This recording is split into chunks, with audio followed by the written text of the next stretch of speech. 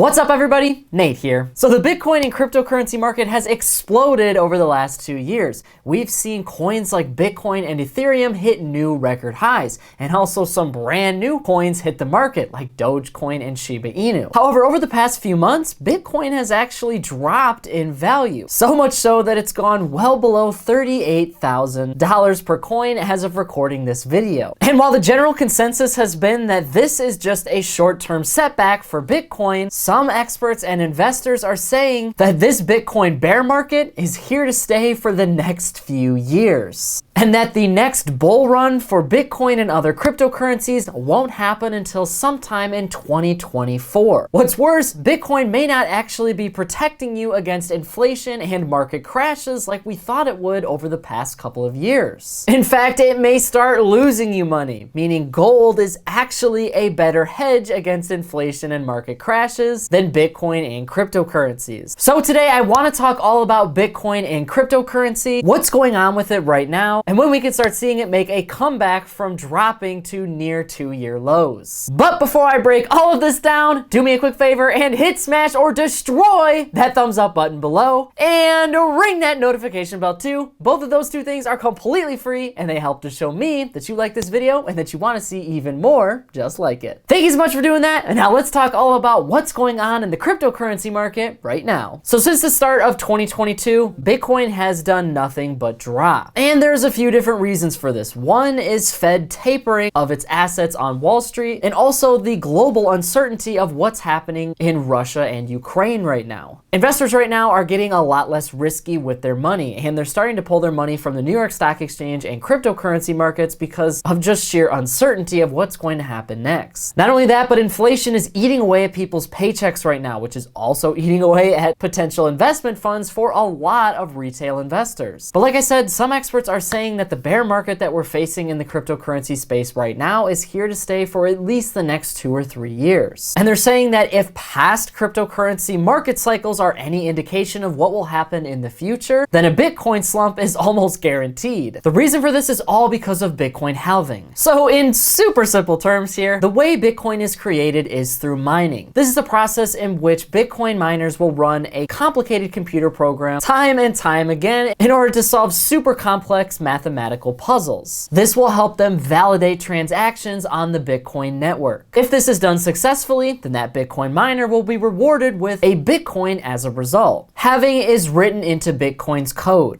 and it actually will cut in half the reward these miners get every single time they solve one of those mathematical problems to receive a Bitcoin. This process occurs every few years, and the last time this happened was back in May of 2020. Just about a year or so later, Bitcoin hit a new record high of around $68,000 per coin. And the last time this happened was back in 2016, and in 2017, Bitcoin hit an all-time record high. Both times, Bitcoin essentially tumbled and came off of its record highs. And according to experts in the cryptocurrency field, the next time halving is supposed to occur in the Bitcoin space is all the way in 2024. And because Bitcoin and other cryptocurrencies are in such a rough spot right now, this has led a lot of experts and investors to consider this a bear market, where there is way more people that want to get rid of their crypto than people that want to buy it. And so far, it's been dubbed the cryptocurrency winter because, like I said, crypto is way down from its record highs. Bitcoin in particular has cut nearly 40% of its value since hitting its record high back in November 2021, which would essentially mean that all of this hype around Bitcoin and cryptocurrency has very little to do with market conditions and our worldwide economy of today. Which means all of this hype around Bitcoin and other cryptocurrencies has much less to do with our global economy and our market conditions of today, and way more to do with the fact that all of this is just related to the halving cycle. Now, this would kind of be a crazy assertion because over the last 2 years, many experts have said that the reason that Bitcoin has gone so far up in value is because it's protecting people against inflation and our market crashes. If you remember all the way back in March of 2020, the stock market was essentially tanking. And at the beginning of 2020, even before the pandemic really started to take off in the United States and the rest of the world, Bitcoin was only worth around $7,000 per coin. By the end of 2020 though, it would shoot up to around $26,000 per coin, and then record highs thereafter. Now, people wanted to put their money into something different, something that was going to have universal value while our markets started to tank. This is known as a hedge, and it's something that investors use to protect their money against all things disastrous in our world. If assets in the stock market start to tank, well, investors still want to make money, so they put their money into something like gold or energy, or in this case, cryptocurrency. That way, their money is still gaining value and getting way over the hedge when compared to stocks, bonds, and other assets. Now, here is where things start to get super interesting though, because if that's true, then why is the price of Bitcoin and other cryptocurrencies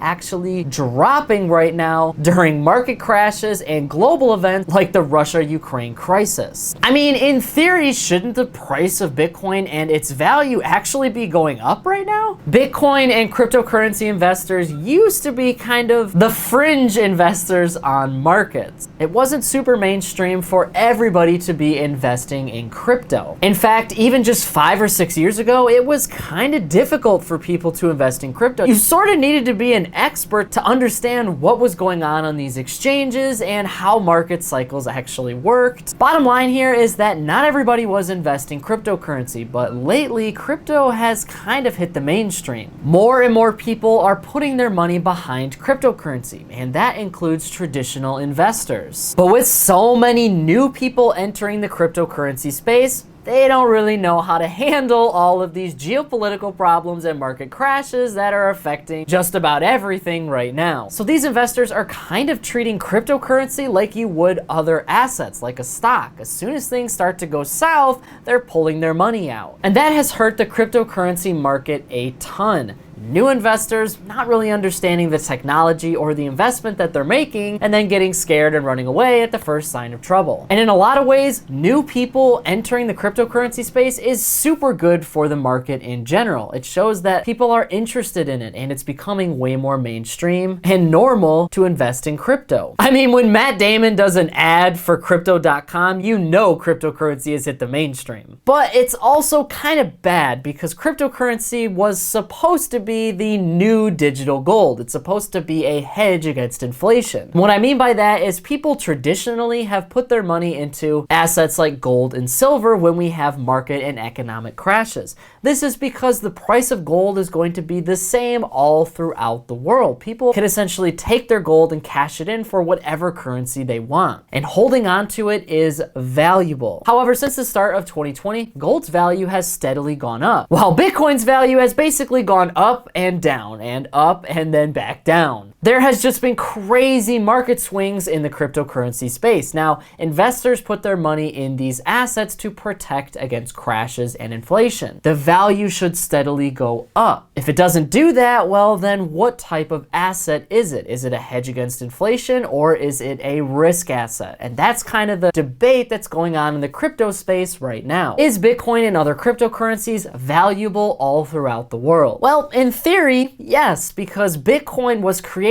to solve a lot of real-world problems that our traditional money has and will most likely always have. Bitcoin has a limit to how many can be produced, so once 21 million Bitcoins have been created, that's it. You can't make any more. That's the complete opposite of our US dollars, because the Federal Reserve and our United States government can decide to print trillions of dollars anytime they want to. So in that sense, Bitcoin is a natural hedge against inflation. Also, because Bitcoin is digital, you can spend it at any place in the world that ultimately accepts it, meaning it has value, so you can just take it and spend it however you'd like, versus traditional money where if I go over into another country, I can't just spend my US dollars. I have to exchange them first, and then I can spend my money. And finally, you can hold on to thousands of dollars worth of Bitcoin in your pocket and right on your phone, unlike gold, where if you want to take gold anywhere, you literally have to physically send it across the world or across a country. Not to mention the comparison between gold and cryptocurrency, that it takes time, money, and effort to create. Miners literally have to run those programs for hours and hours every single day in order to create one Bitcoin. And it takes money and resources to do that. To produce one Bitcoin, it takes a ton of energy. All of the Bitcoin mining operations all throughout the world use more energy than sometimes small countries. But remember when we talk about the term value here, value kind of implies that people want it. And if people throughout the world don't want Bitcoin and other cryptocurrencies, well, then it doesn't have any value. The only thing that gives cryptos value is the fact that people want to use them, hold them, and spend them. If that suddenly changes, you could see the value of Bitcoin and other cryptocurrencies tank to zero. And that has always been a major concern in the industry, but it hasn't really happened yet. But the issue that we're running into right now is a lot of countries around the world, a lot of governments specifically, are starting to ban cryptocurrency or are making it super hard for people to buy, sell, and hold it. Not only that, but it's increasingly getting more difficult to adopt because businesses, companies, and countries are not allowing it as legal tender. So some investors are starting to wonder, is it worth the investment? Which has led more and more investors to actually consider Bitcoin and other cryptocurrencies a risk asset. Something that can give you high reward if it goes up, but also major losses if it starts to tank. Which means it's actually better for short-term traders and day traders than the long-term investor, because you don't know where the price is going to end up in 10, 20, or 30 years. And for Bitcoin and crypto specifically, you don't even know if they're gonna be around. And the risk asset argument here makes a ton of sense because over the last 2 years, there has been a lot of reason for investors to get risky with their money. Part of the reason why we've seen so many beginner and new investors in the crypto space is because there's been so much free money pumped into our economy. From stimulus bills and the Federal Reserve pumping nearly $9 trillion into the New York Stock Exchange with their quantitative easing program, investors have been buying, pushing up pretty much anything they have wanted to. And that has led to asset values hitting record highs. It's also meant that investors have gotten pretty risky with the cryptocurrency market. They've put money into a lot of cryptos and are not afraid to lose because they're not losing their own money here. They'd be losing Uncle Sam's. But all of that is beginning to change now because the Federal Reserve has talked about getting super aggressive with its monetary policies in response to inflation hitting a new 40-year high. All of this money printing has caused inflation to go way up, so the Federal Reserve needs to now tackle it and bring it down. The two ways that they plan on doing this in 2022 is by raising their benchmark interest rates and also pulling just about all of the money they've been pumping into the stock market. They want to end their quantitative easing program, so they're no longer going to be buying hundreds of billions of dollars in mortgage-backed securities, corporate bonds,